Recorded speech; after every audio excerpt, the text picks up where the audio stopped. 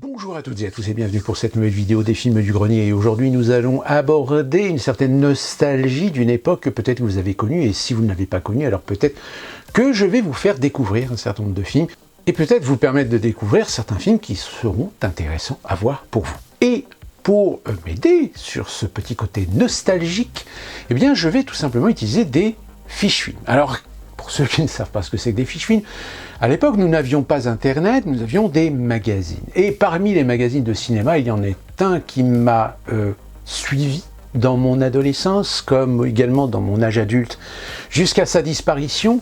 C'est un magazine qui vient de fêter ses 40 ans de naissance. 40 ans pour un magazine que vous avez peut-être connu ou dont vous avez entendu parler. Je veux parler de ce magazine, le fameux Starfix. Ça, c'est le numéro 1. Je l'ai gardé, c'est un numéro collector. Et à l'époque, la couverture, c'était Dark Crystal, mais également bien la Guerre des Étoiles 3, Guerre des Étoiles 3, Star Wars, dont le titre, à l'époque, eh bien, était bel et bien le fameux Revenge of the Jedi, même affiche que j'ai également gardée et qui est aujourd'hui derrière moi. Ce magazine, donc Starfix, qui a fêté ses 40 ans, pendant une époque, eh bien, a mis des fiches films dans son magazine. Eh bien, les fiches films, pareil, les voici, je les ai gardées. Elles sont là. Elles sont collectors. Et ça va me permettre, eh bien, de vous permettre de connaître ou de découvrir peut-être certains films que vous n'avez jamais vus ou dont vous n'avez jamais entendu parler. Et on va commencer, alors j'aurais dû me retirer mes lunettes parce que sinon je ne vois rien, je vais commencer par The Color, un film avec Sean Penn et Robert Duvall, réalisé par Dennis Hopper. C'est ce film-là.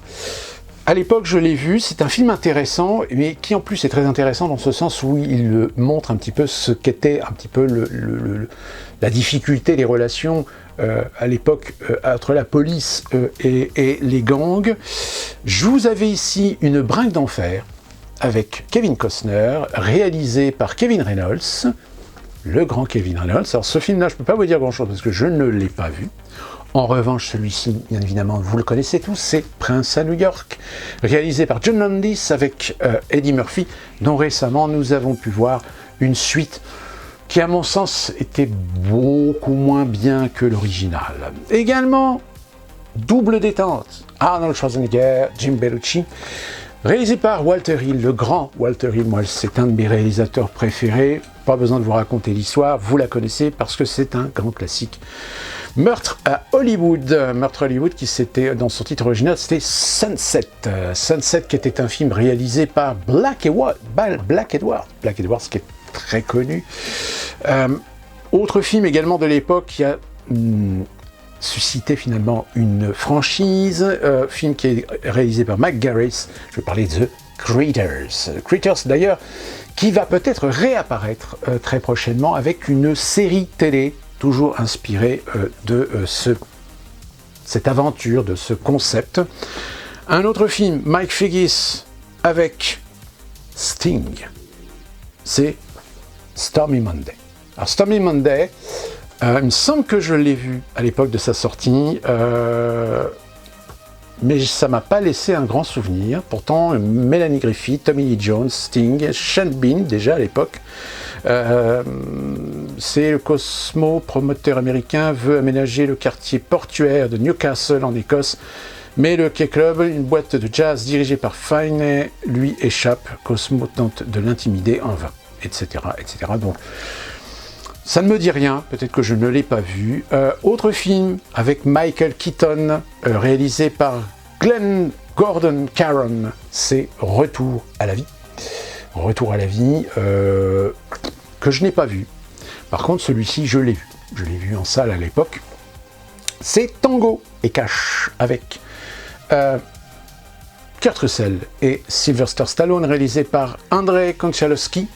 Andrzej Konchalovsky, qui est également un réalisateur, un grand réalisateur de l'époque.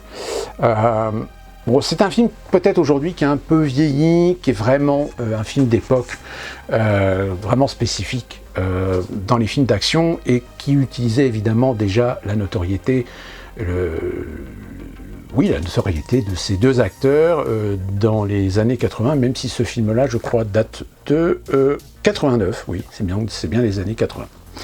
Un film que j'ai vu en salle, parce que à l'époque, moi j'aimais bien ce chanteur qui a fait un peu de cinéma, qui s'appelle Serge Gainsbourg. Et Serge Gainsbourg, en 1990, va trouver dans un producteur et néanmoins ami, un acteur génial qui va nous jouer Stan the Flasher. Stan the Flasher, c'est un film sur un exhibitionniste, la cinquantaine passée, lassé de sa femme et de sa vie. Il trouve encore quelques malins plaisirs à faire les sorties de lycée, à choquer les jeunes filles de 15 ans et en soquette et jupe plissée. Alors vous comprendrez que ce film-là, il est introuvable, disons-le carrément.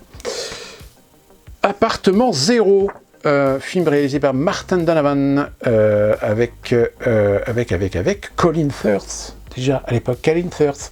Ce film date de 1989. 1989. Mais ça ne me dit rien, parce que je crois que je ne l'ai pas vu.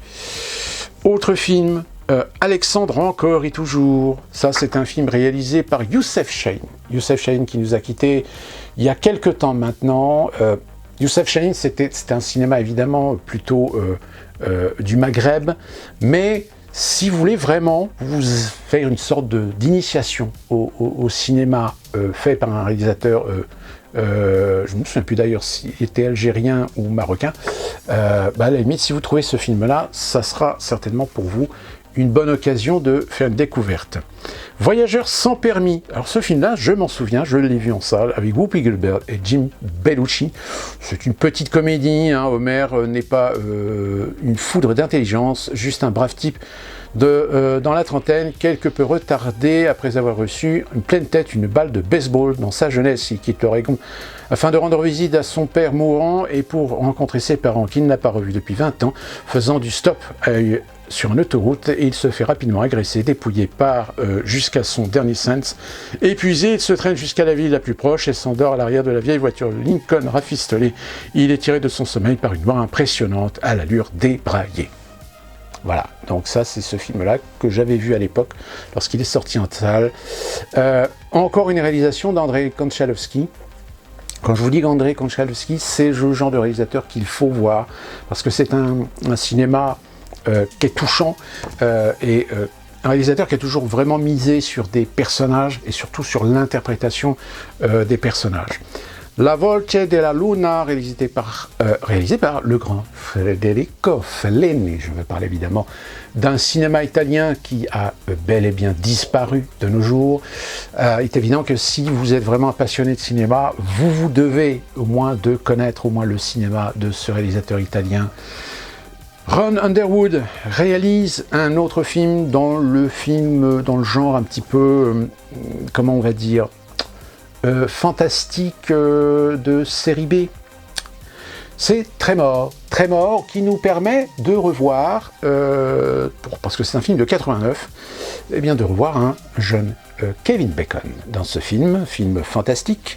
Kevin Bacon qui de toute façon était déjà célèbre pour avoir interprété le jeune rebelle de Footloose. Akira Kurosawa. Ne me dites pas que vous ne connaissez pas ce réalisateur, Akira Kurosawa. Et évidemment, l'un de ses chefs-d'œuvre, c'est Rêve qu'il a réalisé en 1990. Qu'est-ce que vous voulez que je vous dise? Interprète Akira, c'est Akira Kurosawa, le Moyadu, et il y a même Martin Scorsese qui joue le rôle de Van Gogh dans ce film. Donc vous voyez, je crois avoir vu ce film-là en salle, et d'ailleurs je me demande si c'est pas le premier film que j'avais vu de Kurosawa, ou à moins que j'avais déjà vu avant cela les 7 samouraïs. Gunman, film réalisé par Kirk Wong. Kirk Wong aussi, c'est un réalisateur... ouais, c'est de la référence, hein, c'est de la référence parce que Tsui-Hark est un des producteurs-réalisateurs les plus importants du cinéma. Là, force est de le constater. Donc voilà, ça c'est Gunman, c'est un film qui date de 88. C'est aussi un classique. Ce film-là, moi je l'ai vu en vidéo, parce que malheureusement, la ville où j'étais ne l'a jamais exploité en salle. Si je vous dis Mike Hodge, évidemment Mike Hodge c'est un réalisateur qui fait partie des classiques du cinéma américain, parfois même indépendant, mais pour un film qui est un peu moins connu, qui s'appelle Black Rainbow. Black Rainbow, c'est avec Rosanna Arquette. Il me semble que je l'ai vu en salle. Martha Travis et son père Walter se baladent dans l'Amérique profonde depuis une vingtaine d'années. Le clou de leur spectacle évangélique est un numéro de voyance dans lequel Martha parle de l'au-delà tout en rassurant les spectateurs sur le sort de leur cher disparu. Là, en effet, ça me rappelle très bien d'avoir vu ce film en salle. Autre film, alors là c'est plutôt une sorte de compilation, Les Premières Folies des Monty Python. Ça c'est un film long métrage qui a été exploité et qui en réalité regroupe un ensemble de sketchs de l'époque du Flying Circus, si ma mémoire est bonne. C'est un film qui date de 1971 quand même, donc c'est bien ça, hein, et qui est sorti en juillet 90. La Nurse, alors attention, La Nurse, je ne parle pas de La Nurse, le film récent Nun, qui était traduit peut-être par Nurse, je ne sais pas. Mais c'est un film de William Friedkin. William Friedkin, hein, attention, grosse référence aussi. C'est un film de 89, voilà, celui-ci, avec... oui, on ne connaît pas trop les acteurs. Hein. Phil et Kate, un jeune couple se sont établis depuis peu dans une luxueuse villa de la banlieue résidentielle de Los Angeles. Après la naissance de leur fils Jack, ils engagent une nurse à domicile au doux nom de Camilla. Phil va finir par découvrir qu'elle est une redoutable sorcière et que son but est de mener l'enfant en offrande à un arbre maléfique. Alors on est parfaitement dans la ligne. Alors là, attention, ce film-là, chef-d'œuvre. Pour moi, c'est un de mes films cultes. Film culte parce que c'est un réalisateur que j'adore, qui est Abel Ferrara. Et Abel Ferrara, un jour, a travaillé avec Christopher Walken. Et oui, Christopher Walken, Abel Ferrara, vous avez deviné, c'est The King of New York. Si jamais vous n'avez jamais vu ce film, eh bien, procurez-vous-le immédiatement. C'est un classique, c'est véritablement là du cinéma. Autre film, alors beaucoup moins connu, réalisé par John Dale, qui date de 89, pourtant avec Val Kilmer, c'est Kill Me Again. Kill Me Again, alors, c'est un film que les cinéphiles vous diront, bah si, oui, bien sûr, on l'a vu ce film, mais qui est beaucoup moins connu des jeunes générations. J'ai envie de dire aussi pour ce film de 89 réalisé par Joseph Ruben, Coupable ressemblance, pourtant avec un casting non négligeable puisqu'on y retrouve James Wood, Robert Downey Jr. et Margaret Collin. Là pareil, c'est un film, enfin celui-là ne me dit rien, par contre Kill Me Again, si, je l'ai vu. Celui-ci, oui, je l'ai vu en salle à l'époque quand il est sorti. Il a même raflé 3 prix au Festival d'Avoriaz en 87. Alors Festival d'Avoriaz, peut-être que je ferai une vidéo sur ce festival, qui était un festival du film fantastique, et qui a eu malheureusement une mésaventure qui a provoqué sa fin, alors que c'était quand même devenu un festival de cinéma de genre qui était référencé à l'échelle internationale et qui avait même réussi à faire venir, et même certains gros classiques aujourd'hui ont été récompensés. Alors là, c'est un film qui a été récompensé, c'est un film de 86 de Maurice Phillips, et c'est ce film qui est de American Way. Pareil, avec l'excellent Danny Super. Si jamais vous n'avez jamais vu ce film-là, Je vous invite à le voir immédiatement. En gros, c'est l'histoire d'une bande de copains qui font une radio, comme on pourrait appeler à l'époque, c'était une radio pirate qui est à bord d'un avion. Et donc, ils circulent comme ça au-dessus des États-Unis pour diffuser du subversif, diffuser du rock, diffuser aussi des informations dérangeantes pour l'establishment américain. Autre petite fiche, donc toujours les fiches Starfix, réalisée par Percy Adlon, qui date de 87. Là aussi, c'est du classique. Bagdad Café.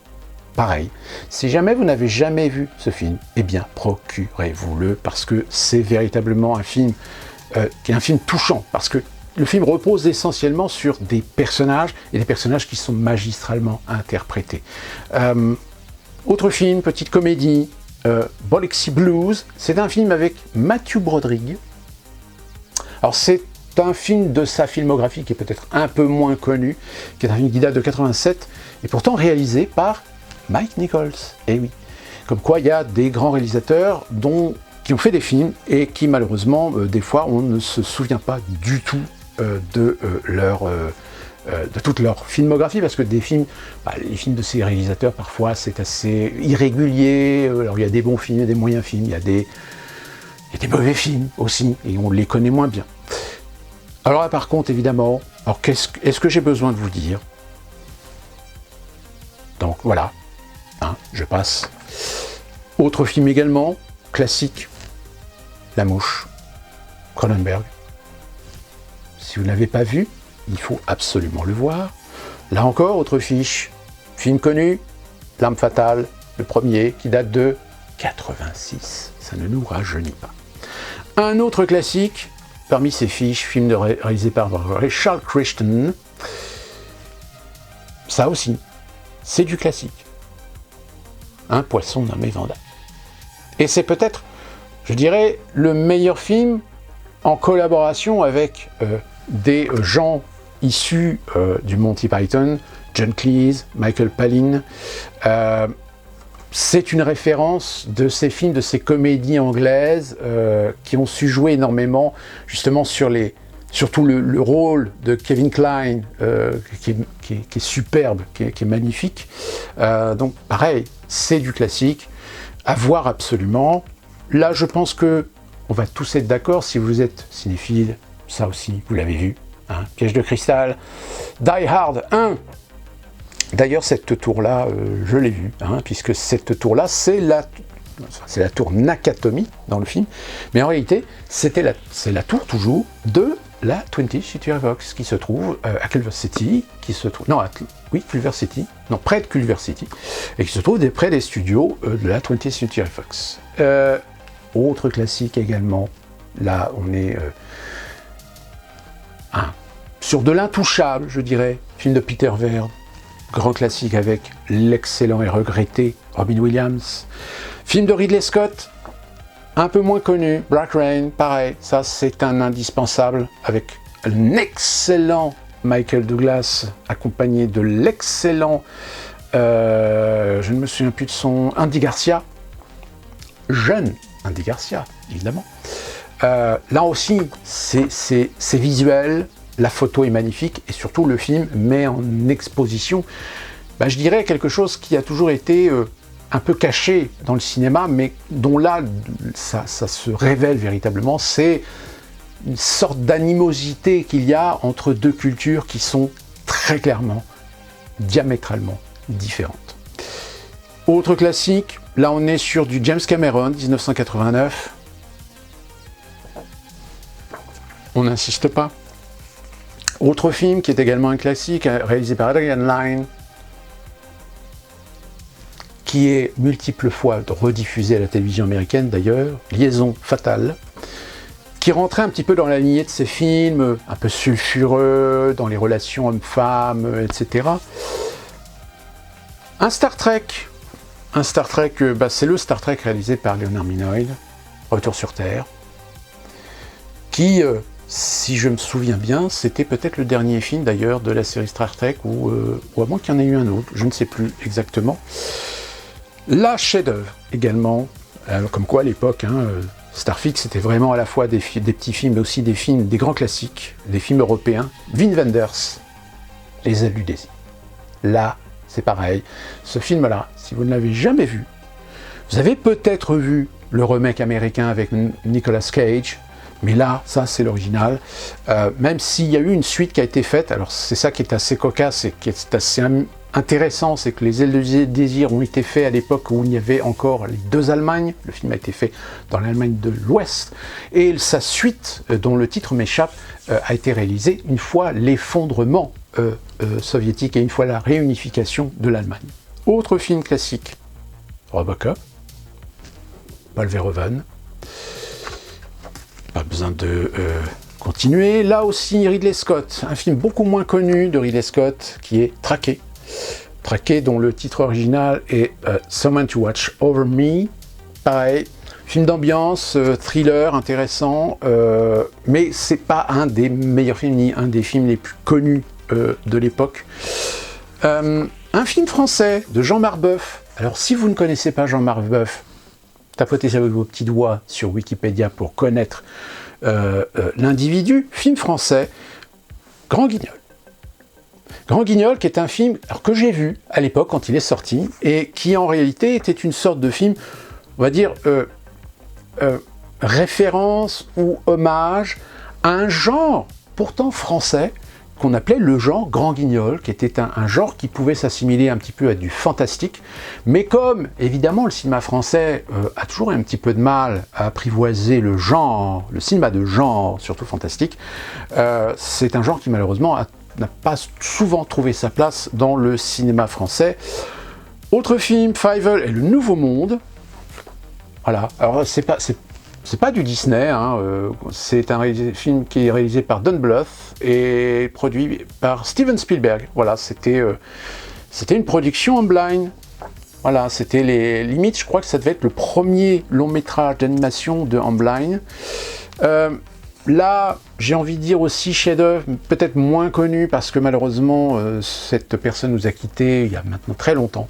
C'est Jim Henson. Jim Henson, c'est le père des Muppet Show. Et souvenez-vous, je vous ai montré la couverture du Starfix, ici, avec Dark Crystal. Dark Crystal qui est un chef-d'œuvre qu'il faut absolument voir.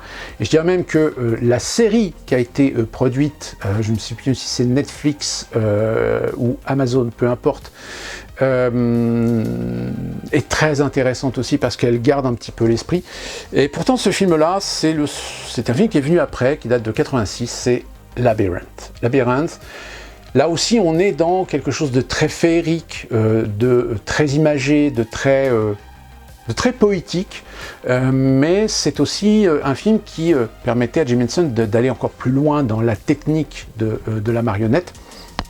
Malheureusement, le film à l'époque n'a pas très bien marché, malgré quand même une tête d'affiche non négligeable qui était quand même David Bowie. Au film de David Lynch, un peu moins connu, qui, à mon sens, pour moi, c'est un film qui est précurseur, qui était annonciateur de ce qu'allait devenir Twin Peaks. C'est Blue Velvet. Si vous n'avez jamais vu Blue Velvet, si vous avez vu Twin Peaks, il faut voir absolument Blue Velvet, et c'est là que vous allez vous rendre compte que déjà dans Blue Velvet, on a une inspiration pour Twin Peaks. Pour les plus jeunes, peut-être vous ne connaissez pas, pour les moins jeunes, certainement vous connaissez, Peter Feynman, réalisé en 86, c'est ce qui a propulsé auprès du grand public, je dirais même à l'échelle internationale, un acteur australien qui est Paul Hogan. Et Paul Hogan, c'est évidemment Crocodile Dundee. Est-ce que j'ai besoin de raconter l'histoire? Non. Ken Russell est également un réalisateur qui a un univers un peu particulier et qui, en 1986, nous offre Gothic. Alors Gothic, pareil, c'est un film que j'ai vu en salle. C'est une expérience, surtout quand vous êtes adolescent, que vous avez 16 ans et que vous voyez ce film-là. C'est véritablement un film initiatique sur un genre cinématographique un peu différent de quelque chose de conventionnel. Et ça permet évidemment de développer sa culture cinématographique. Autre classique qui date cette fois-ci de 86, qui est apparu, je crois, presque 10 ans, voire un peu plus de 10 ans après le premier. Et c'est un film qui est difficile à trouver, d'ailleurs, dans de bonnes éditions Blu-ray. C'est Massacre à la tronçonneuse 2. Toujours réalisé par Toby Hooper qui avait réalisé le premier, et avec Dennis Hooper dans le rôle d'un lieutenant qui va évidemment à la recherche de jeunes automobilistes qui ont été massacrés. Alors le film est évidemment, le film a plus de moyens et plus structuré que le film original. Étrangement, c'est un film qui, parce que il y a quand même toujours chez Toby Hooper une volonté d'essayer de mettre un petit peu de gêne. Je dirais même que limite ce genre de film aujourd'hui, il y a un réalisateur qui peut encore se permettre d'en faire, mais pareil, ces films sont très peu distribués à l'international. C'est Rob Zombie qui a déjà fait des remakes d'ailleurs, je crois, de Halloween. Il y eut un moment donné, dans les années fin de 80, début 90, petit succès pour un réalisateur, également auteur, qui est Stewart Gordon. Stewart Gordon, c'est Reanimator. Et Reanimator, ce fut aussi la possibilité de voir From Bryant. From Bryant, toujours avec deux acteurs fétiches du réalisateur, que fut Jeff Combs et Barbara Crampton. Le film a beaucoup moins marché que Reanimator, et d'ailleurs même ce film est un petit peu difficile à trouver en support vidéo. Classique, le monsieur que j'ai rencontré très rapidement, mais très impressionnante rencontre, Monsieur Eastwood, avec ce film de 86, Le Maître de guerre. Là, évidemment, c'est un film dont le titre original est Heartbreak Ridge. Pareil, si vous n'avez pas vu ce film-là, il faut le voir parce que c'est pas seulement qu'un film bourrin, film de guerre ou pro-guerre. Quand on connaît un petit peu le personnage, on se dit oui, voilà, c'est non. Non, le film est aussi une sorte de parabole sur le déclin même de l'armée américaine ou de la façon dont les États-Unis font des guerres ou forment des gens à la guerre. Autre film de Peter Weir avec Harrison Ford. Et on peut dire que ce film-là est un des films les moins connus de la filmographie d'Harrison Ford. Et pourtant, c'était un film qui était un challenge pour l'acteur, challenge pour se retirer le costume à la fois de Han Solo et d'Indiana Jones. Je vais parler évidemment de Mosquito Coast. Mosquito Coast, qui est pareil aujourd'hui, c'est un film qui n'est pas très connu, qui est très rarement diffusé à la télévision, alors que c'est un film dans lequel Harrison Ford vraiment démontre qu'il n'est pas uniquement qu'un beau gosse, qu'il est aussi un très bon acteur.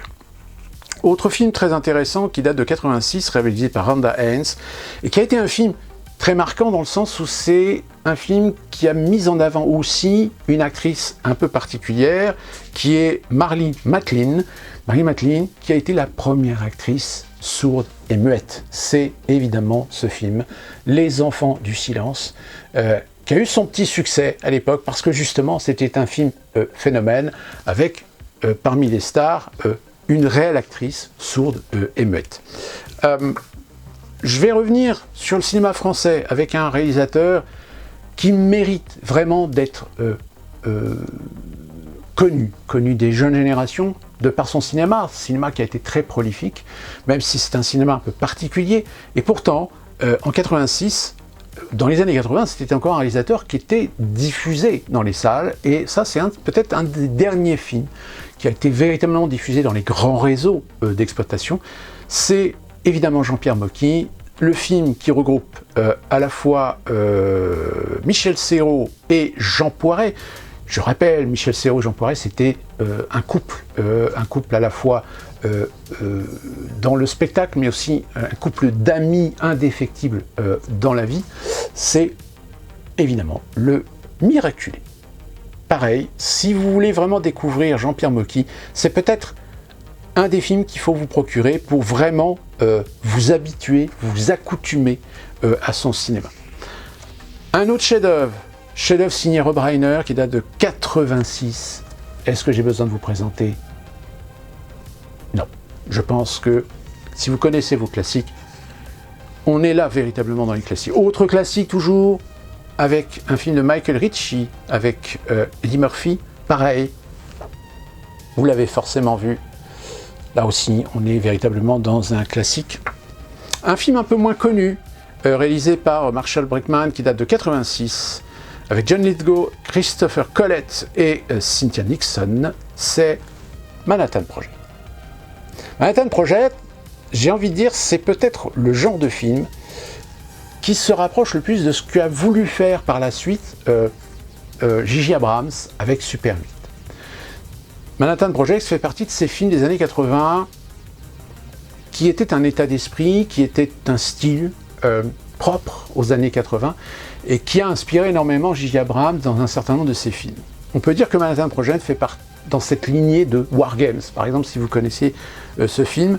Donc là, on est véritablement sur une découverte, quelque chose à voir pour vraiment apprécier ce cinéma qu'on a connu, nous autres, dans les années 80. David Byrne, c'est un chanteur, c'est un groupe. Et pourtant, ça a été aussi un réalisateur d'un film qui date de 87, qui s'appelle True Story. Là, pareil, je dirais à la limite qu'il n'y a que ma génération qui peut connaître ce film-là. Les jeunes générations n'en ont jamais entendu parler. Et pourtant, ça vaut le coup de le voir, parce que c'est aussi connaître un petit peu l'univers de ce chanteur et de ce compositeur qui aujourd'hui est peut-être moins connu des jeunes générations. Un film de Hans Schepmacher, qui date de 86, pareil, Les Lauriers de la Gloire. Moi, ce film-là, je l'ai vu en salle. Pareil, c'est un film qui est difficile à trouver, même si son titre original c'est Field of Honor.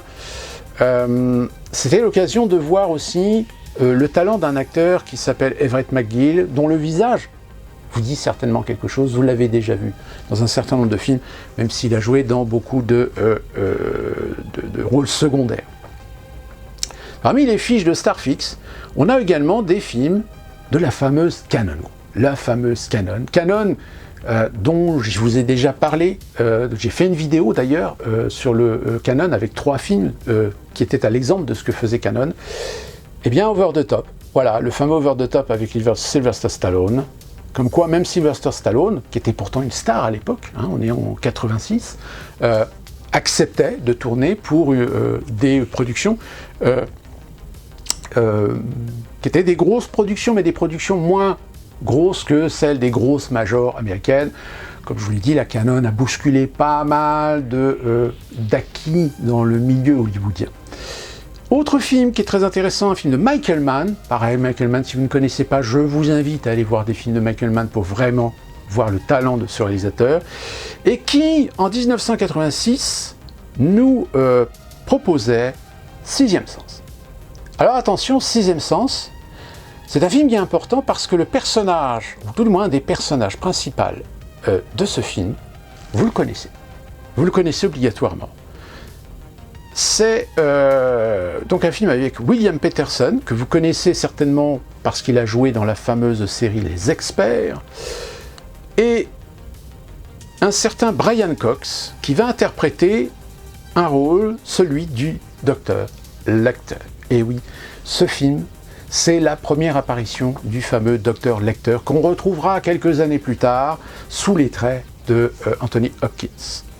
Autre film qui est un petit peu un film classique dans le film fantastique, pareil, qui est un peu disparu, c'est Dolls. Dolls, qui est un film fantastique, évidemment, réalisé par Stewart Gordon, et oui, encore lui, mais qui aujourd'hui est un petit peu un moins connu des films de la filmographie de Stewart Gordon, que j'avais vu à l'époque, et c'est vrai que c'est un film sur lequel on s'attendait à des choses, et finalement on était un petit peu déçus. Donc, voilà, c'est un petit peu mitigé. Nous avons en 86 John Guillermin qui va réaliser un film dont tout le monde a oublié l'existence et qui voulait être le film être la suite du King Kong de 76, 77, je ne me souviens plus trop de la date, King Kong 2. Eh oui, ils ont osé. Là, sur ce film-là, on peut le dire, ils ont osé. Parce qu'en plus de ça, c'est un film, pourtant qui était signé De Laurentiis. De Laurentiis, c'est Conan, par exemple. Mais voilà, moi, je l'avais vu en salle, le film est pourri, disons-le carrément. Par contre, ce film-là, film réalisé par Alan Parker. Alan Parker, là, pareil. Ça doit faire des étincelles dans votre cerveau. C'est un film avec Mickey Rourke. Et oui, c'est évidemment Angel Earth. Si vous n'avez jamais vu Angel Earth, là, pareil. C'est inadmissible de n'avoir jamais vu Angel Earth. Il faut absolument vous jeter sur ce film. C'est un film d'ambiance, c'est un film qui est glauque, oui, qui est glauque, mais qui est un film, voilà, d'acteur. C'est un film d'acting. Un petit film qui est une comédie, oui, que j'avais vu aussi en salle à l'époque, qui est réalisé par Jeff Kamen, mais qui Walt Disney Productions, et qui pensait faire un bon carton en mettant à l'affiche un duo de grands acteurs, de grands noms, qui étaient Kirk Douglas et Burt Lancaster dans un film qui s'appelait Those Guys, ou dans sa version française, Kudu. Bon, eh bien oui, ce film-là, vous n'en avez jamais entendu parler, et pour cause, parce que le film n'a pas du tout marché à l'époque. Autre film, là on va aller aussi sur un réalisateur que vous connaissez, qui est Woody Allen en 1987, qui fait tourner Mia Farrow dans Radio Days. Alors Radio Days, c'est considéré comme un de ses meilleurs films dans sa filmographie, même si évidemment, Woody Allen est un réalisateur très prolifique, même si depuis quelques années, il a quand même ralenti un petit peu l'allure. Bah oui, forcément, c'est quelque chose quand même de compliqué à son âge. Mais néanmoins, c'est un film qui est une référence. Tim Burton. Oui, Tim Burton, évidemment, Tim Burton, c'est Sleepy Hollow, c'est les Batman, c'est Beetlejuice, mais ce fut aussi une collaboration avec un monsieur qui avait beaucoup de succès à l'époque, dans les années 80, grâce à une émission de télévision qui était destinée au jeune public. Et ce monsieur s'appelle Pee Wee Herman. Évidemment, c'est Pee Wee. Alors évidemment, vous avez peut-être vu il y a quelques années, il y a une suite, il y a un second long métrage qui a été réalisé avec Pee Wee Herman. C'est un film qui était assez particulier parce que c'était un film qui essayait de réhabiliter Pee Wee Herman, parce que malheureusement, à la fin des années 80, Pee Wee Herman va avoir une chute lamentable pour des affaires juridiques. Alors je ne sais plus si c'était des problèmes de drogue ou de harcèlement sexuel ou quelque chose comme ça, mais néanmoins, malheureusement, alors il a réussi un petit peu à remonter la pente, mais on ne peut pas dire qu'il soit véritablement revenu au devant de la scène, parce que Pee Wee Herman, j'ai envie de dire, c'est un personnage de son époque, c'est un personnage des années 80, mais qui aujourd'hui n'a plus du tout d'impact.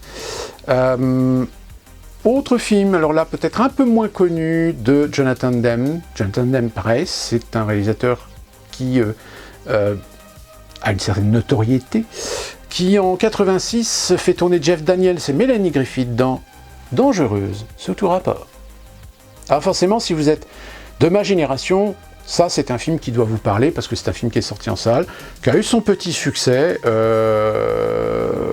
et néanmoins, même si malheureusement aujourd'hui, c'est un film qui a complètement disparu.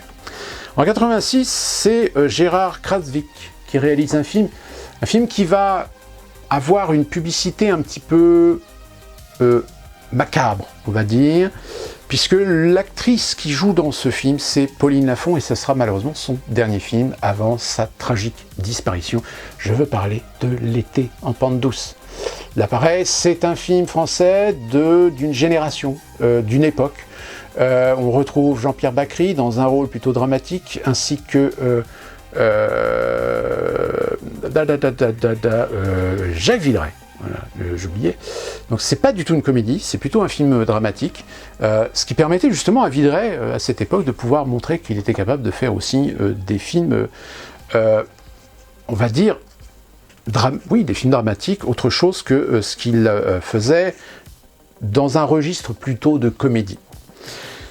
Autre film également, alors là on va remonter en 1980, je ne sais plus, c'est le tout premier film, oui c'est 80 je crois, premier film, d'un certain Luc Besson.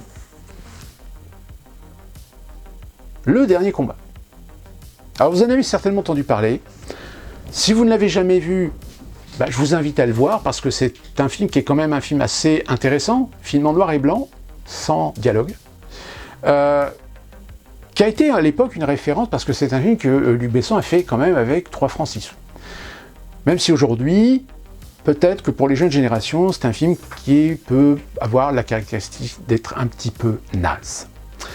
Et enfin, on va terminer, parce que évidemment je ne vais pas vous faire toute la série, avec un film réalisé par Christopher Crowe, qui est également un film qui à l'époque a marqué, était un peu dans ces lignées de films qu'on a eu sur des photoreporters dans des pays à conflit, genre Salvador d'Oliver Stone par exemple. Mais ça, c'est un film qui date de 87, c'est Saigon. Saigon ou l'enfer pour 2 flics.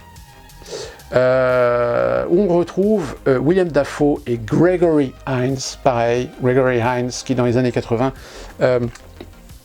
avait réussi à acquérir une certaine notoriété, surtout avec le film qu'il avait tourné avec ce danseur russe dont son nom m'échappe. Donc moi j'avais vu le film en salle, et le film est intéressant même s'il n'était pas au niveau de ce qu'on avait pu voir avec Under Fire par exemple, où même je vous avais donné Salvador, le film d'Oliver Stone.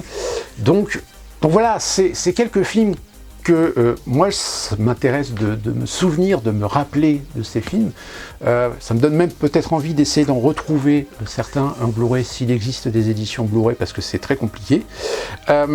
Si vous voulez qu'on continue un petit peu cette exploration des films d'une certaine époque grâce aux fiches Starfix, qui, je rappelle, je leur souhaite un bon anniversaire à Starfix, qui a été quand même une bible pour des cinéphiles de l'époque des années 80.